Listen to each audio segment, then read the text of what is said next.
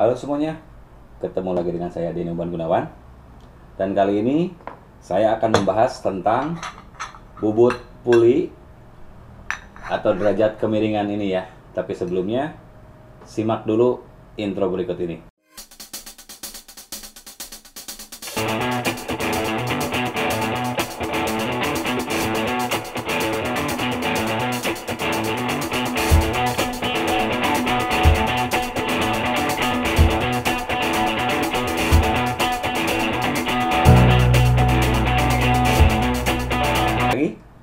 Jadi buat kalian yang mau bubut puli, kan sering banyak ya yang nanyain ke saya, sebaiknya berapa derajat, terus apa manfaatnya, plus minusnya apa. Jadi kali ini mumpung ada partnya di saya, ini puli punya NMAX, dan ini berlaku untuk semua motor ya, terutama Yamaha, mulai dari Aerox atau Mio atau yang lainnya ya. Kalau yang saya pegang ini pulinya masih standar, dan yang disebut derajat kemiringan sudut ya. Sudut itu kan pasangnya seperti ini.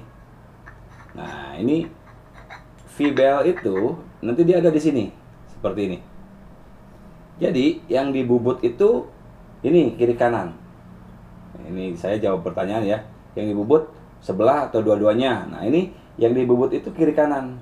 Karena masing-masing ini punya kemiringan gitu kan. Nah, saya mungkin yang mangkoknya ini dulu ya. Jadi standarnya itu, standar kemiringan ini, cara ngukur kemiringannya, nah ini seperti ini. Nah, sudut yang di tengah ini, sudut yang ini, nah inilah standarnya itu 14 derajat kurang lebih ya. Silakan ukur aja, ini kurang lebih 14 derajat yang standar ya. Nah, biasanya di bubut itu yang dikikis itu bagian ini, yang bagian tengah. Nah, yang bagian bawah ini dikikis, atasnya nggak dikikis. Jadi nanti kemiringannya kalau yang awalnya landai agak miring gini, lebih tegak gitu jadinya. Dan itu dua-duanya. Nah, hati-hati bubutnya jangan ke tukang bubut yang mohon maaf kurang kurang teliti ya. Soalnya nanti pas pegang gininya, pas muter, kalau ini agak miring, jadi muternya nanti dia akan getar ya. Jadi yang diambil itu kurang lebih tengahnya, diambil lurus ke atas gitu.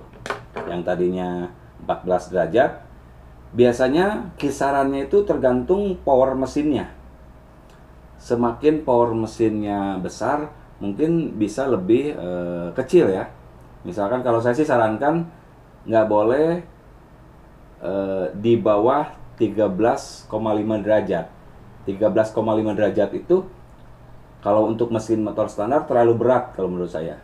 Makanya kisarannya mungkin karena ini 14 ada di tengah-tengah antara 13,5 derajat sampai 14 derajat. Kalau motor saya pribadi pakainya 13,7 atau 13,8 karena kan mungkin ada nggak presisi ya, akurasinya nggak 100% ini, makanya saya mintanya sih di 13,8.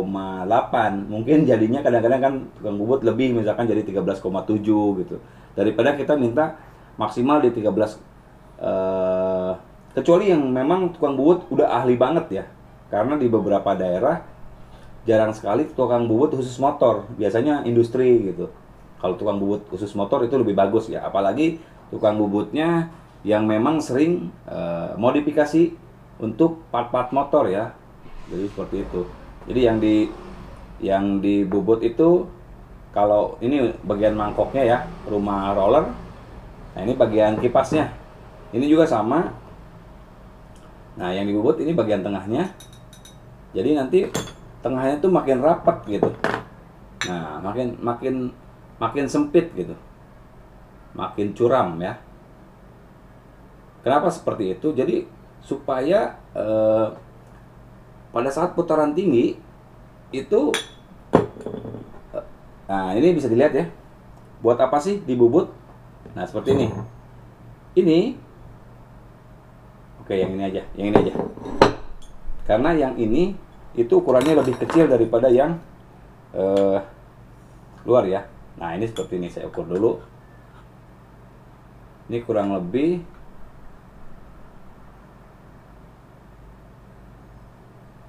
13, hampir 14 ya, 13,8 ini. Nah ini 130 sekian mili ya, atau 13 sentian lah ya, lebih hampir 14. Kalau yang ini, yang luarnya beda sedikit aja bedanya. Nah jadi saya contohin yang ini. Jadi puli itu pada saat naik, pada saat posisi gini, tidak sampai ke atas. Nah cara kerjanya CVT itu bisa lihat nanti linknya ada di bawah atau nanti ada di atas ya. Nah jadi puli itu bisa naik turun. Ini kan maju mundur ya gitu. Pada saat putaran rendah, itu dia ngebuka seperti ini. Posisi puli ada di bawah, ada di sini. Nah, ibarat pakai gear kecil ya. Nah, kalau putaran tinggi didorong kan sama roller ya. Nah, jadi roller itu penentu. Roller itu akan ngedorong dan sehingga dia akan rapat seperti ini, pulinya naik ke atas. Jadi pulinya motor Matic itu tidak seperti puli kalau di mobil mungkin apa ya? Ya puli-puli kayak di kompresor angin gitu, enggak. Dia itu diem. Kalau ini dia main maju mundur depan belakangnya ya. Makanya sering dimodifikasi itu derajat kemiringannya. Nah, ini tipsnya juga untuk kalian yang bawa motornya nggak penting-penting amat buat ngebut atau buat lari, lebih baik nggak usah.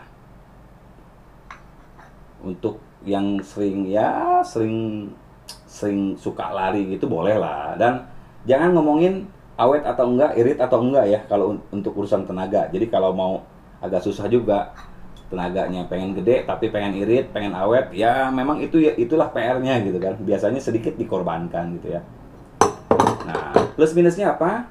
Kalau sudah dibubut, kemarin saya udah review untuk jalanan datar, cornering itu enak. Dan ke bensin, ke BBM sedikit lebih boros, tapi tidak boros-boros amat. Kalau pelan banget, kalau bawa motor standar pelan banget, irit banget. Kalau ngebut, boros banget. Nah, kalau dipakai nanjak, itu boros banget juga, lebih boros lagi gitu lah maksudnya. Atau sering boncengan, saya tidak sarankan untuk dibubut ya. Sering boncengan atau daerah pegunungan, saya tidak menyarankan ini dibubut. Karena menurut saya, yang saya rasakan ya, barangkali kalian punya pengalaman lain. Kalau menurut saya, untuk tanjakan, sering nanjak gitu ya, daerah pegunungan, atau yang sering boncengan, sebaiknya jangan dibubut kemiringannya. Mendingan standar aja. Nah, terus bagaimana cara untuk top speednya jalan lagi setelah diganti roller sama Persipiti? Biasanya kan top speednya agak turun ya.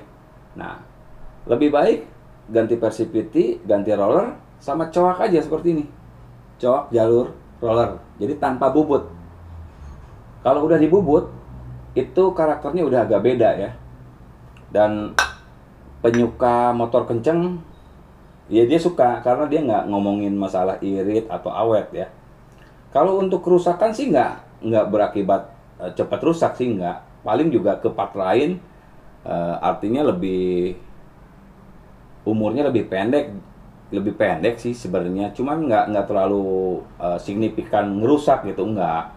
Yang pasti karena memang ini udah di-upgrade, biasanya sering pengen lari dan suka pengen maksa bawanya gitu kan. Jadi kurang lebih seperti itu. Nah, ini biasanya dipadukan dengan roller yang lebih ringan kalau sudah dibubut. Misal kalian awalnya pakai rollernya ya, ini setting roller untuk ini cocoknya seperti apa. Biasanya kalau kalian pada saat kondisi udah ganti Persipiti sama ganti roller, misalkan kalian pakai 10 gram, setelah dibubut biasanya pengen turun lagi rollernya. Nah, yang saya pakai sekarang, saya pakainya 10 sama 7. Pernah pakai 10 9, top speednya kurang jalan dan agak berat gitu. Karena memang pengaruh dari ini, dari kemiringannya udah sedikit tegak gitu kan. Biasanya seperti itu. Jadi memang top speednya bagus, bagus sekali kalau di Bubut. Kalau kalian seringnya rutenya lurus, top speed atau main RPM tinggi, ini recommended. Tapi kalau kalian jarang lari, lebih baik nggak usah, ganti roller aja sama versi PT itu udah cukup, atau tambah ring Mio J ya di sini ya. Ring Mio J itu kurang lebih ukurannya, dan ring Mio J itu startnya di sini. Ukurannya tuh kurang lebih 0,7 mili lah ya. Kalau yang Mio Sporty itu 1,2, satu lebih lah ya. Jadi buat kalian yang nggak perlu amat untuk lari, nggak usah dibubut lah kalau menurut saya, karena selain ke BBM boros, perlakuannya agak beda dan karakter bawahnya juga pasti beda. Yang sering stop and go pasti ngerasain lebih boros BBM-nya. Terkecuali kalian terserahlah BBM, yang penting bisa lari. Jadi jangan protes. Ini masih sering yang komen di saya, kok setelah di-upgrade CPT BBM sedikit lebih boros. Ya seperti itu biasanya. Kalau tenaga mau lebih besar atau larinya akselerasinya lebih enteng, jangan ngomongin lagi irit gitu kan.